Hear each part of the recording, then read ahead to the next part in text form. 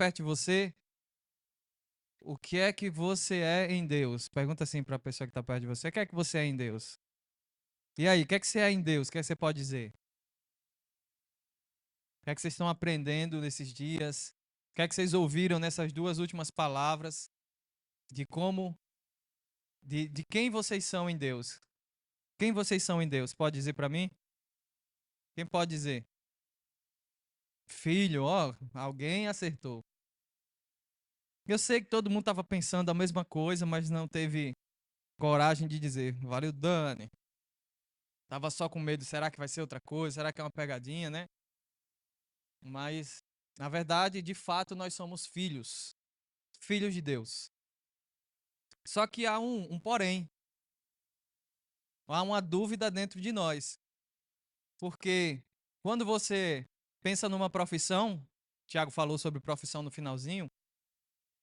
Quando você pensa, por exemplo, sobre uma profissão, e aí você pensa, eu digo para você, lhe pergunto, o que é que um médico faz, né? O que é que você pode dizer que um médico faz? Quem pode me dizer alguma coisa aí? Salva vidas. E aí? O que é que você acha mais? O médico não só salva vidas. Oi? Cuida de pessoas. O que é que o médico faz mais? Oi? Cura as pessoas.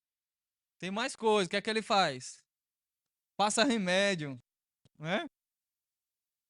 Oi? O que é que tem mais? O que é que você acha que o médico faz mais? Hein? Cirurgia, né? Tem médico que faz cirurgia. Tem médico que não faz nada. Olha pra você, ele passa um remédio pra dor e vai embora. E aí se a gente muda, vamos mudar de profissão agora, vamos pensar num mecânico. Essa eu quero ouvir. O que é que o mecânico faz? Conserta carro, beleza. O que mais? Conserta veículo no total, certo? Quase igual a resposta. E aí? Ó, o mecânico já tá vendendo peça, já virou outra pessoa. O que é que vocês acham mais? Troca a lâmpada, pronto. Ele troca a lâmpada do carro da frente, né? Vocês perceberam que as meninas não estão falando nada, né? Nem médico, nem mecânico. Aí se eu perguntar, o que é que menina gosta? O que é que o dermatologista faz, né? Cuida da pele, já foi um coral para dizer. Aí eu pergunto para vocês, o que é que um filho de Deus faz? Já pensou nisso? Porque é fácil a gente dizer, eu sou filho de Deus. É fácil você dizer que tem a vida de Jesus. Eu tenho o Espírito Santo. Mas o que é que o Filho de Deus faz? Onde habitam? Onde se escondem? Como se comportam? E isso é importante você saber. A gente vai falar hoje um pouquinho, conversar com vocês sobre como se comporta ou como age, o que faz um filho de Deus nessa geração. Quando a gente sabe, a gente tem uma identidade definida.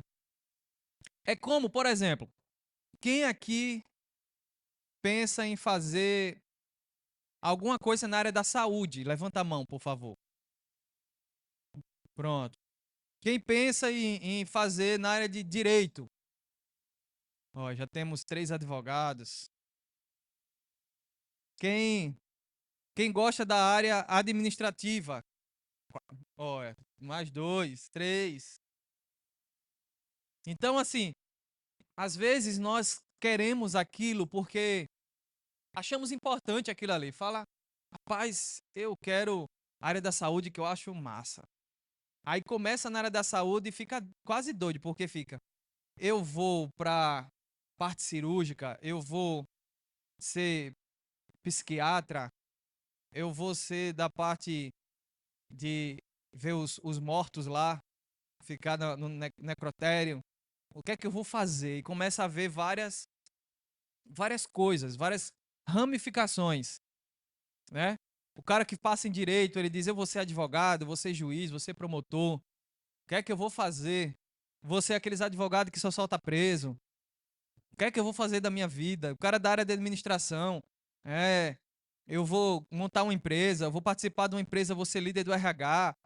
Tem muita coisa que pode fazer. Outra coisa que tem muitas ramificações, por exemplo, é o marketing, né? A gente fala quem gosta de marketing é muita gente, mas tem muitas ramificações por onde sair pode ir. Né? Eu tinha que perguntar algumas profissões tecnológicas, né? Porque tem muita gente que gosta muito de tecnologia, né?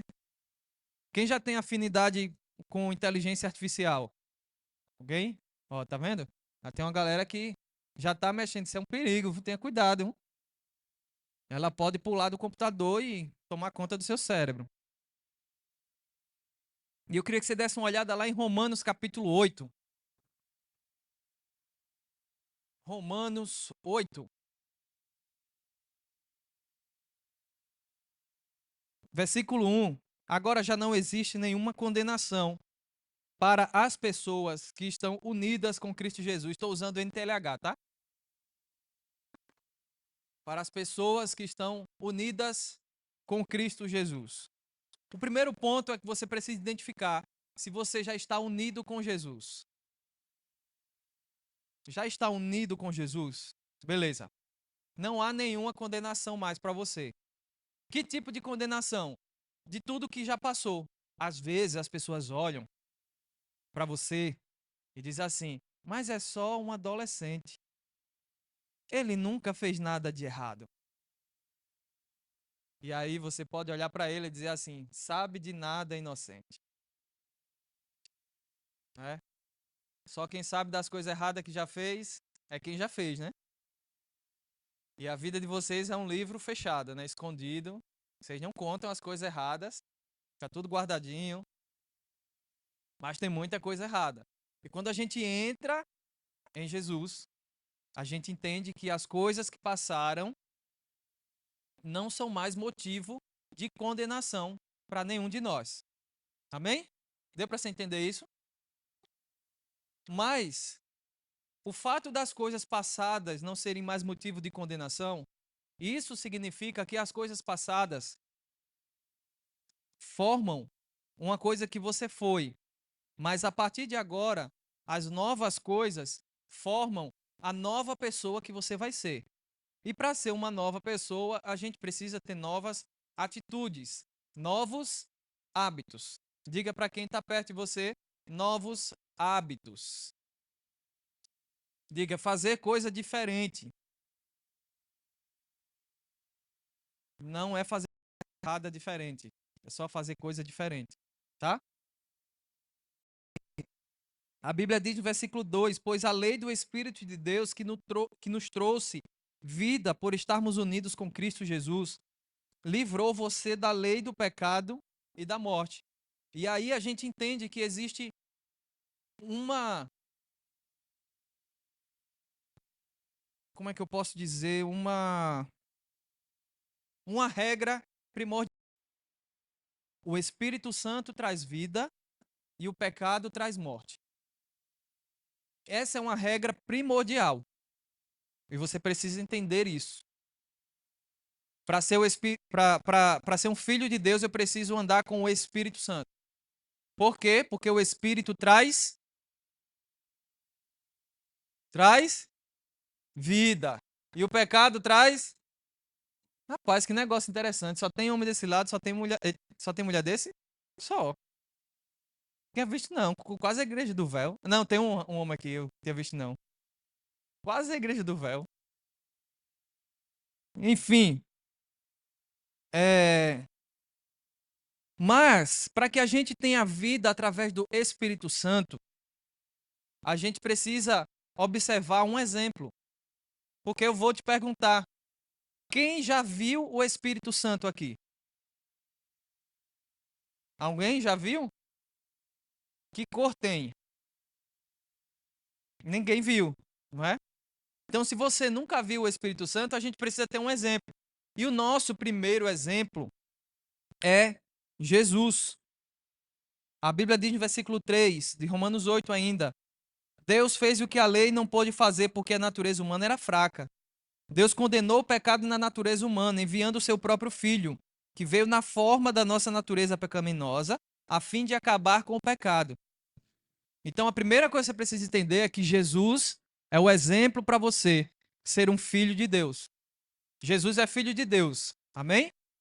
Então, Jesus é o exemplo do que devemos fazer, como devemos nos comportar como filho de Deus. Então, a gente não precisa de outro exemplo. Às vezes, nós buscamos outros exemplos, né? Eu não sei quem está em alta agora no Instagram, no TikTok. Né? Deve ter alguém que está em alta. Esses influencers que não estudaram e inventaram de ser influencer. A pessoa não estuda e diz eu vou ser influencer. Né? Não faz nada da vida e diz eu vou ser influencer agora, influencia as pessoas para fazer o que é errado. Tem um que tem um negócio de uma casa aí, um negócio que acontece numa casa. O maior exemplo de promiscuidade é aquele cara. Mas o exemplo que eu e você temos que seguir é Jesus. Eu quero dizer para você que influencer nenhum deve ditar como deve ser sua vida. E eu falo ditar sua vida é como você deve se vestir, como deve ser o seu cabelo, qual tênis está na moda, qual marca de camisa deve ser usada, corrente é de ouro ou de prata, independente da corrente. Se você está seguindo influência, você está escravo, você está acorrentado. Se for pela influência, você está acorrentado. O meu exemplo e o seu exemplo é Jesus. Não devemos pautar, guiar a nossa vida, a nossa maneira de viver por pessoas que não têm Jesus no centro da sua vida. Tá dando para entender? Então, conselho que eu dou a você, acabou o dip, vai para o Instagram, olha os influencers de meia tigela que você segue e começa a parar de seguir. Isso não vai te levar para lugar nenhum, na verdade vai levar para um lugar bem distante de Jesus, bem distante de Deus. Então a primeira coisa que precisamos fazer é cancelar essa rotulação dos influencers terem influência na nossa vida. Amém? Vocês estão com raiva de mim, que não disseram amém? Amém? Os meninos estão com mais raiva de mim, porque as meninas disseram amém mais alto. Mas não sei se é meu ouvido esquerdo que é melhor. Às vezes a gente pensa isso, né? Versículo 5. Olhe o que acontece às pessoas que vivem de acordo com a natureza humana, ou seja, de acordo com a vida dos outros, de acordo com influencers. Porque as pessoas que vivem de acordo com a natureza humana têm a sua mente controlada por essa mesma natureza. Mas as que vivem de acordo com o Espírito de Deus têm sua mente controlada pelo Espírito de Deus. Você precisa entender uma coisa, diz para quem está perto de você, porque essa pessoa não dorme e não brinca, né? Você vai dizer assim para ela: a sua mente sempre será guiada por algo. A sua mente pode ser guiada pela palavra de Deus, ela pode ser guiada por coisas que você vê na internet. A sua mente ela é tão frágil, é um terreno tão frágil para você ter ideia, que pessoas podem te influenciar a fazer coisas que você dizia que nunca ia fazer na sua vida. A mente é um campo muito fácil de se mexer, de se tocar, de se mudar e de se moldar. Pensa comigo. Não sei se vocês já ouviram falar de Hitler, por exemplo. Hitler foi um cara nefasto. Matou muita gente, inclusive muitos judeus. Mas eu não acredito que quando Hitler nasceu, ele disse: quando eu crescer, eu vou matar judeu. Eu não acredito que quando ele nasceu, ele disse assim: quando eu tiver mais velho, eu vou dominar o meu país e vou prender um monte de gente. Não. A mente dele começou a ser conduzida para lugares, por situações que ele passou, por coisas que ele viveu e fez dele o que ele era. Não sei se vocês já tiveram curiosidade, mas existem documentários hoje em dia que falam sobre assassinos em série ou serial killers. E quando você vai assistir aquele cara ali falando sobre ele, quando vai voltando a história dele, a primeira coisa que aconteceu com ele foi aquilo que ele estava fazendo com as outras pessoas. É um senso de autojustiça misturado com vingança que formou aquela pessoa ruim que ele era. Às vezes, ele, como quando criança ou quando adolescente, ele foi espancado por alguém e ele disse assim: eu vou fazer a mesma coisa, vou sair nas ruas espancando pessoas. Às vezes, ele, quando pequeno, ele foi estuprado por um amigo, por um primo, por um tio, por algum parente que mexeu nas partes sexuais dele. E ali ele começou a pensar: eu nunca vou fazer isso com ninguém. Quando ele vai crescendo, a mente dele foi trabalhada para que aquilo fosse uma coisa boa. E ali ele começa a praticar a mesma coisa, a mexer com crianças. Isso porque ele não foi sarado na vida dele.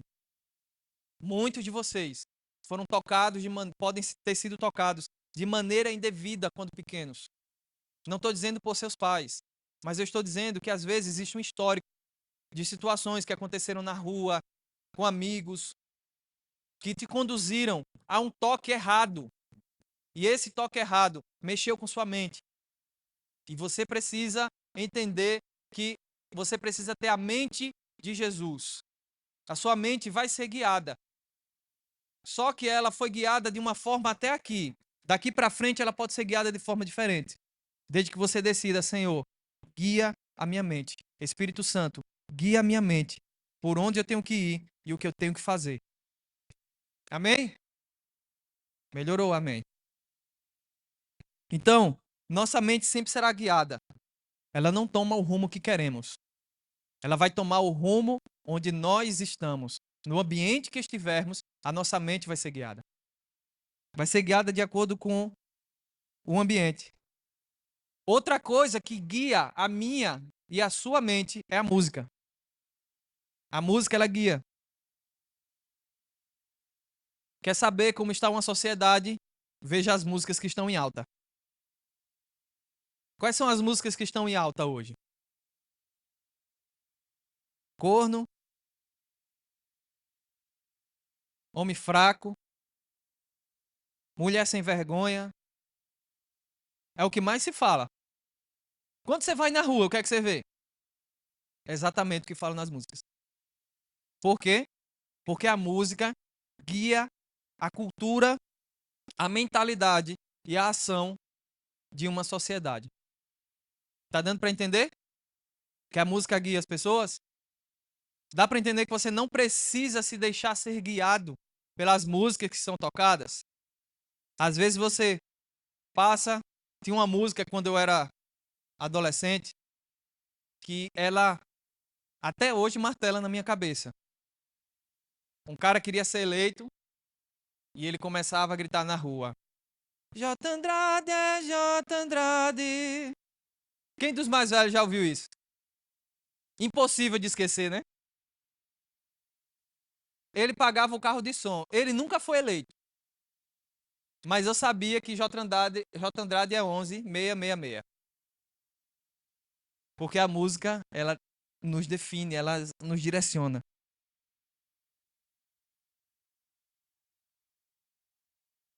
Agora vamos avançar um pouquinho. Versículo 6. As pessoas que têm a mente controlada pela natureza humana acabarão morrendo espiritualmente. Mas as que têm a mente controlada pelo Espírito de Deus terão a vida eterna e paz. E aí entra o ponto do meio da palavra. Você que decide quem vai guiar a sua mente. É você que vai definir quem vai guiar a sua mente. Observe que aqueles que serão guiados pelo Espírito Santo terão a vida eterna e a paz. Às vezes, vocês podem estar passando por problemas que hoje são muito comuns. Que um desses problemas chama-se ansiedade. E a ansiedade é um das percas do controle do seu corpo e a perca da paz. E ela só pode se retornar com o Espírito Santo. A ansiedade se tornou tão comum que as pessoas falam que tem ansiedade como quem tem um cachorro. Ah, eu tenho ansiedade, é por isso que eu sou assim. Já aceitaram a ansiedade. Quando eu era adolescente, isso não era comum, não. Para você ter ideia, é tão distópico do que vocês vivem hoje, que na minha época, quando se dizia que alguém tinha ansiedade, a gente dizia que era doido. Você é doido? Ansiedade, esse negócio de doido. A gente dizia isso. Hoje em dia, vocês dizem que é doido quem não tem. Porque todo mundo tem esse negócio. É como se fosse cabelo. Todo mundo tem cabelo, então todo mundo tem que ter ansiedade. Só não é ansioso quem é careca, né? Então, somos nós que decidimos quem vai guiar a nossa mente. E eu digo para você, e você vai dizer para seu irmão, ninguém pode decidir por você.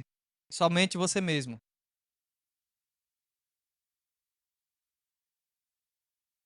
E aí a gente vai entender por que a gente perde a paz. Agora a gente vai entender como é que a gente perde essa paz. E aí no versículo 7 fala assim: por isso, as pessoas que têm a mente controlada pela natureza humana se tornam inimigas de Deus e de fato não podem obedecer a ela, pois não obedecem à lei de Deus e de fato não podem obedecer a ela. Porque quando a gente tem a mente voltada para a natureza humana, para a carne, a gente não consegue obedecer a Jesus. É um processo de uma luta constante contra, por exemplo, contra a masturbação. Fica aquele desespero, porque você, quando termina o ato da masturbação, você está muito para baixo. Você diz, meu irmão, que foi que eu fiz, véio, agora? Você fica com nojo das suas mãos. Você fica com nojo de você. Você não consegue cantar uma música na igreja. Você, quando tá momento de louvor, todo mundo batendo palma, você fica assim para baixo. É como se você dissesse assim: eu não merecia estar nesse lugar. Você começa a pensar mal de você mesmo. Então, quem obedece à natureza humana não consegue obedecer a Deus.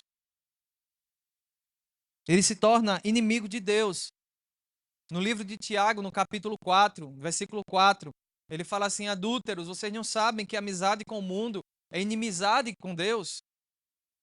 Portanto, todo aquele que se constitui amigo do mundo constitui-se inimigo de Deus.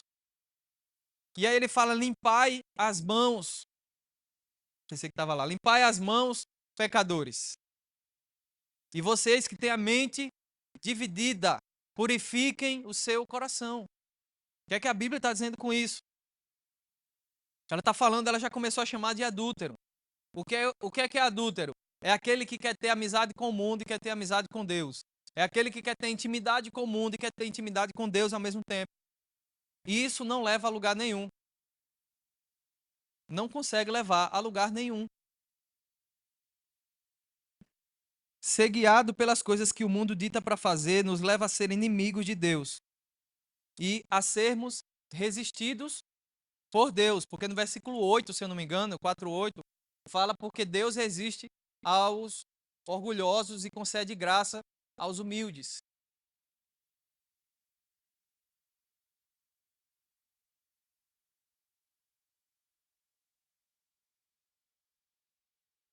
Olha no versículo 12 de Romanos. Isso.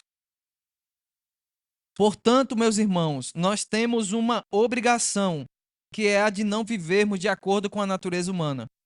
Porque, se vocês viverem de acordo com a natureza humana, vocês morrerão espiritualmente. Mas, se pelo Espírito de Deus vocês matarem suas ações pecaminosas, vocês viverão espiritualmente. Agora diz para quem está perto de você, você tem uma obrigação. Diga, você tem uma obrigação de viver de acordo com a natureza do Espírito Santo. Amém? Versículo 14.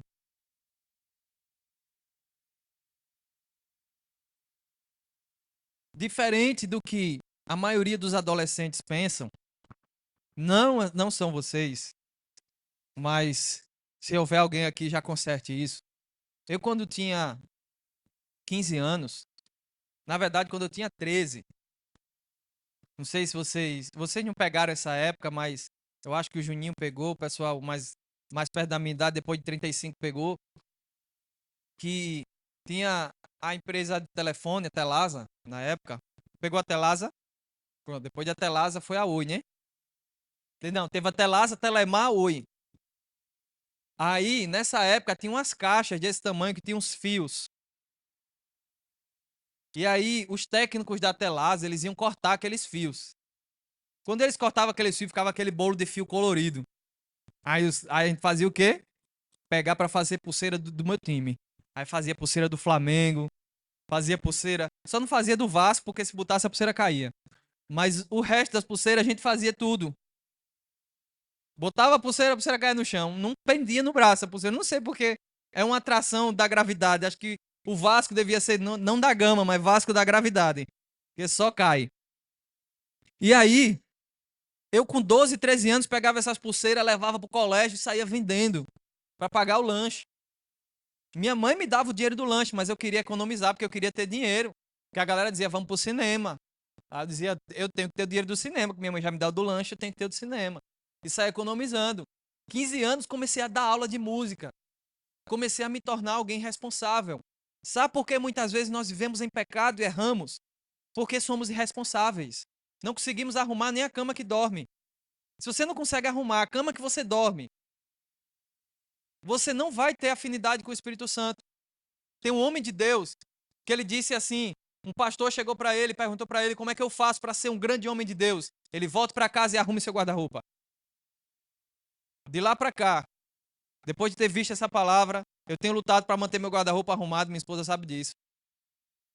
Toda vez eu vou, quando eu vejo que está começando a ficar bagunçado, dá doido, eu tiro tudo, vrum, vou dobrar tudo de novo. E ela fica na cama olhando para mim e rindo.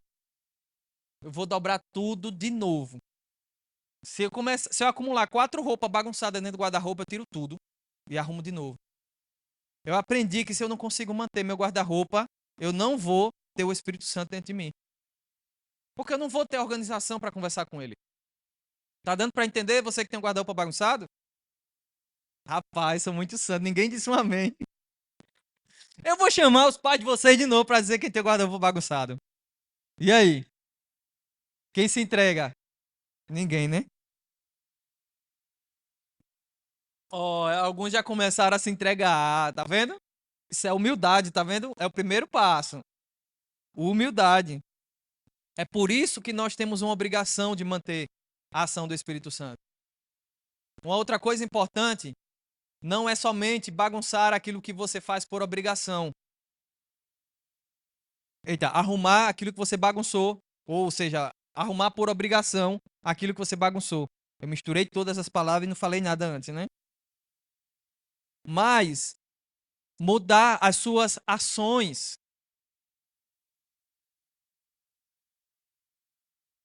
Olhe no versículo 14, pois aqueles que são guiados pelo Espírito de Deus são filhos de Deus. Porque o Espírito que vocês receberam de Deus não torna vocês escravos e não faz com que tenham medo. Pelo contrário, o Espírito torna vocês filhos de Deus. Pelo poder do Espírito dizemos com fervor a Deus, Pai, meu Pai.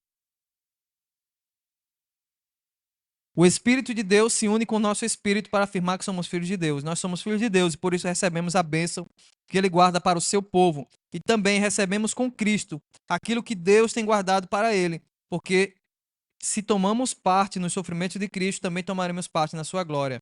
Ou seja, ser guiado pelo Espírito Santo me dá a autoridade, me dá o poder de ser chamado filho de Deus. Me permite ser abençoado em tudo que eu fizer. Me dá uma mente sadia e livre da ansiedade, das amarras de Satanás.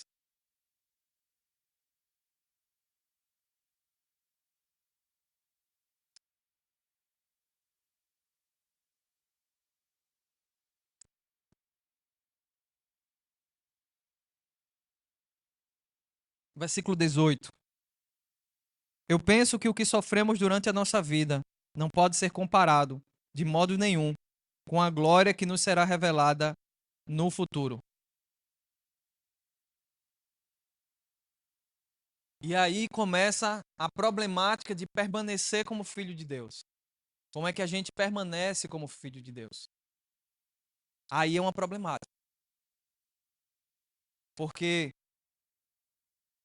muitas vezes nós, como adolescentes, nos tornamos aborrecentes. Pessoas que reclamam de tudo ao seu redor, mesmo tendo tudo.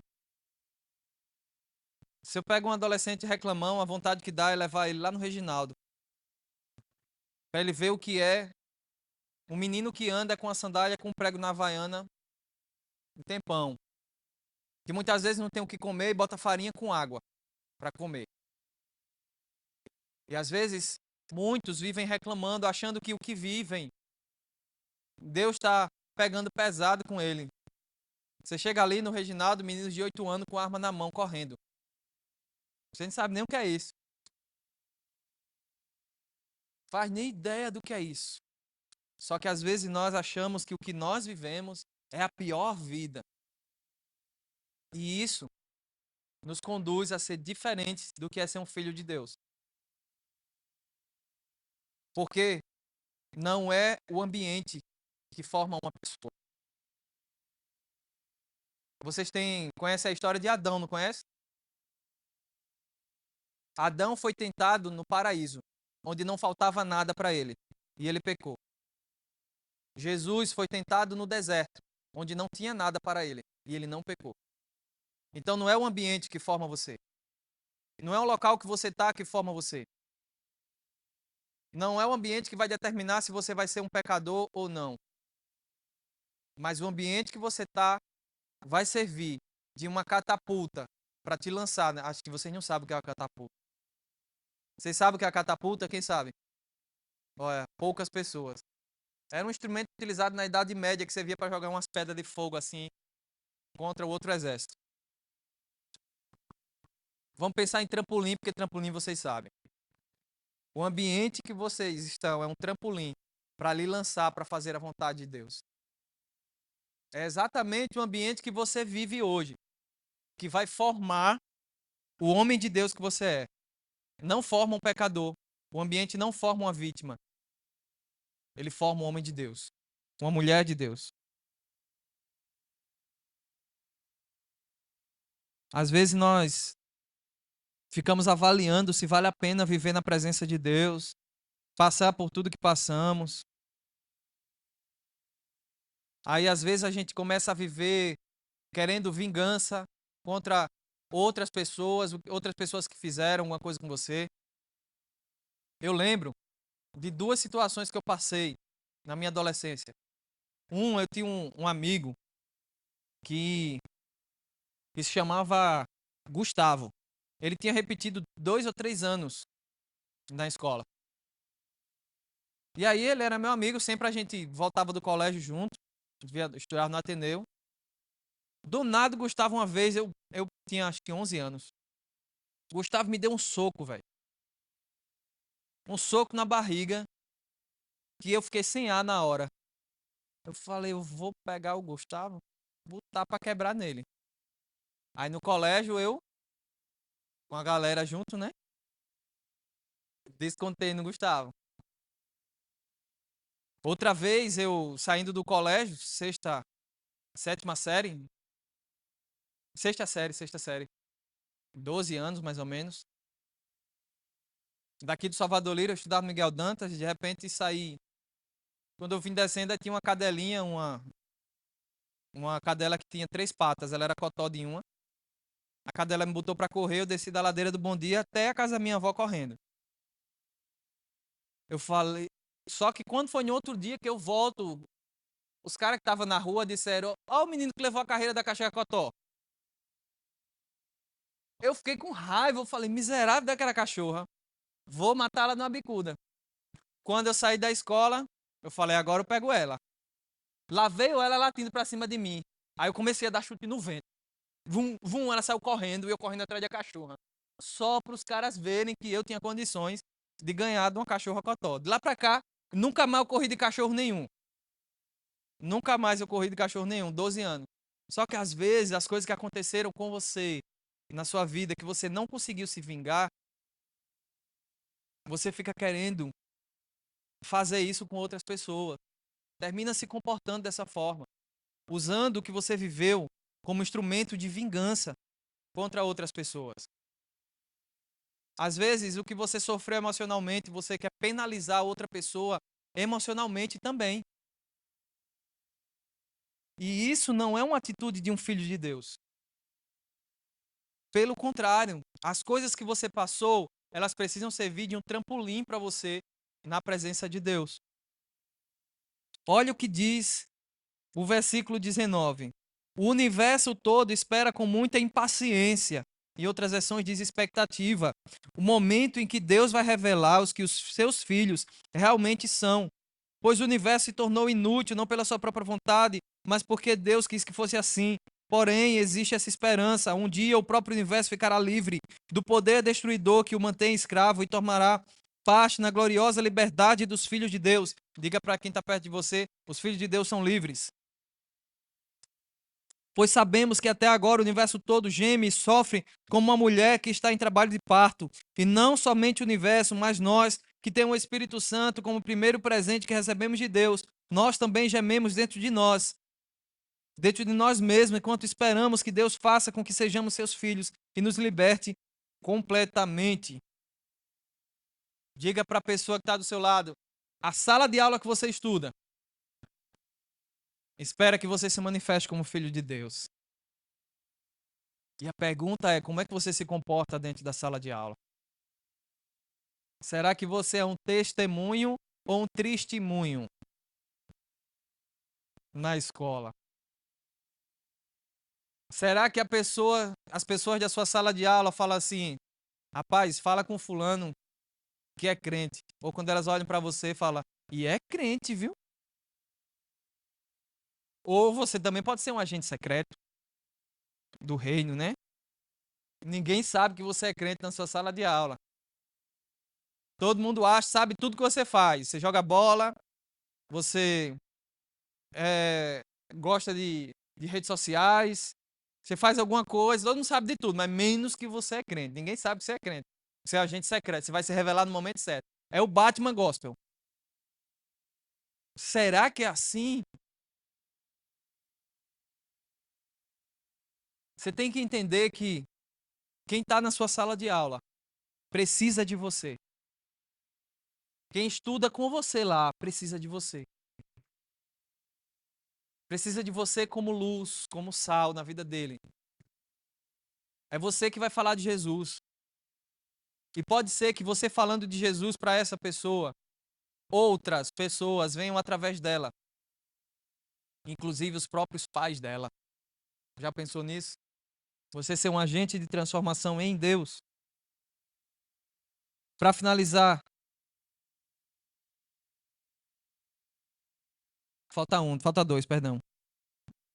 Assim também o Espírito de Deus vem nos ajudar nas nossas fraquezas, pois não sabemos como devemos orar, mas o Espírito de Deus, com gemidos que não podem ser explicados por palavras, pede a Deus em nosso favor. E Deus, que vê o que está dentro do coração, sabe qual é o pensamento do Espírito, porque o Espírito pede em favor do povo de Deus e pede de acordo com a vontade de Deus. E agora a gente vai para a última problemática, que são os problemas internos dos filhos de Deus. Os problemas que nós, como filhos de Deus, passamos. E aqui a gente vê que o Espírito Santo, o Espírito de Deus, intercede por nós. Isso quer dizer que existem coisas que nós não sabemos como falar com Deus. Por exemplo, quando você está passando, se você está passando por um problema de ansiedade, a coisa mais difícil de fazer quando está com ansiedade é orar.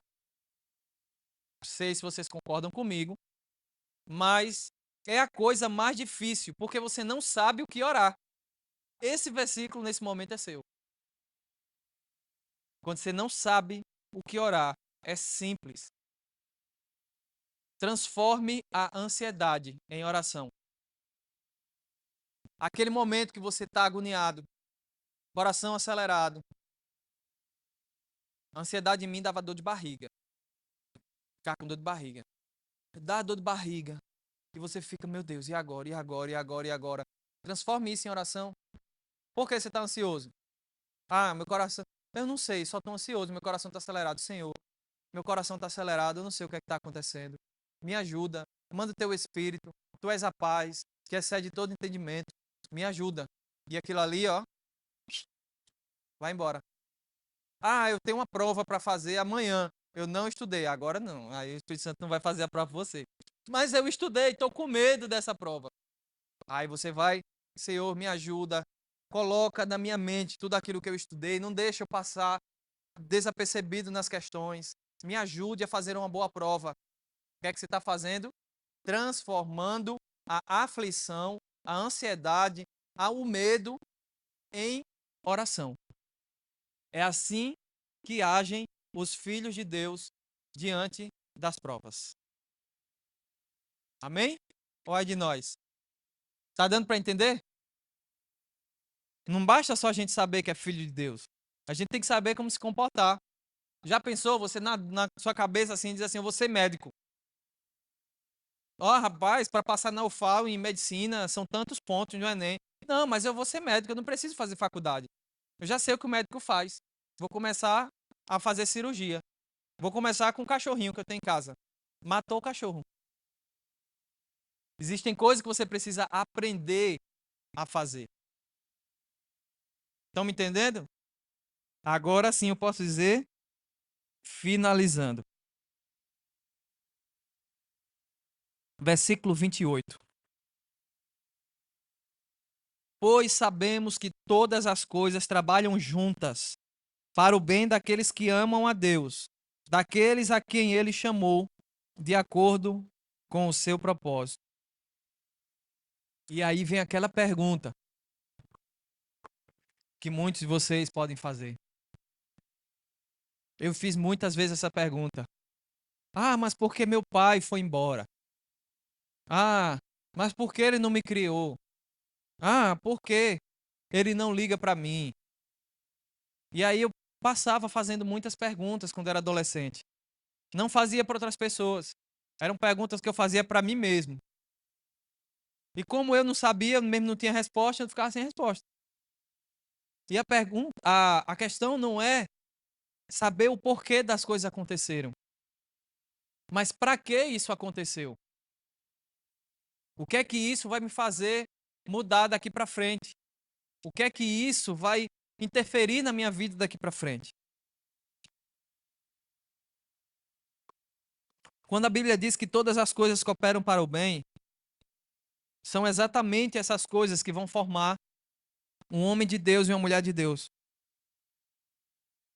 Quem sabe, quem sabe se meu pai tivesse me criado, hoje eu não estivesse aqui conversando com vocês. Porque pela minha característica, a característica do meu corpo mesmo, de ser, da minha mente, da minha personalidade, eu sempre fui um cara que colava muito com as pessoas. E quando eu conheci o pastor Manassés, eu colei nele, disse, esse cara é meu pai, vai ser meu pai, e eu vou colar nele. Se eu tivesse conhecido meu pai, eu teria praticado as mesmas coisas que meu pai pratica até hoje, e estaria praticando isso até hoje, e seria uma imitação do meu pai. E hoje eu dou graças a Deus por não ser uma imitação do meu pai na terra. Não tenho raiva dele e quero que ele converta, em nome de Jesus. Mas eu não fui uma imitação dele. Então a gente precisa entender que as coisas que nós passamos, elas servem para formar um testemunho. O seu testemunho, guiado pelo Espírito Santo, irá alcançar muitas pessoas. Deus tem um plano, um propósito, e só será realizado se quando você estiver pronto. Deus só vai provar quando Ele deseja aprovar. Tudo que você passou, tudo que você viveu, é porque Deus quer formar um grande testemunho para essa geração. Já pensou se as pessoas com quem você estuda conhecessem de fato o homem de Deus e a mulher de Deus que você é hoje? será que isso mudaria a vida delas? Ou você precisa de fato moldar o seu coração para tornar-se verdadeiramente um homem ou mulher de Deus, para ser alguém que alcance as pessoas da sua escola? Quando, independente do problema que venha ao seu coração, seja ele problemas emocionais como ansiedade, medo, pânico, alguma coisa desse tipo, quando nós vencemos isso, isso nos dá a capacidade de ajudar outras pessoas exatamente nisso. Muitas vezes algumas coisas acontecem, como a ansiedade, e você fica, Deus, quando é que eu vou vencer isso? Quando é que isso vai acabar? Quando é que isso vai sair de mim?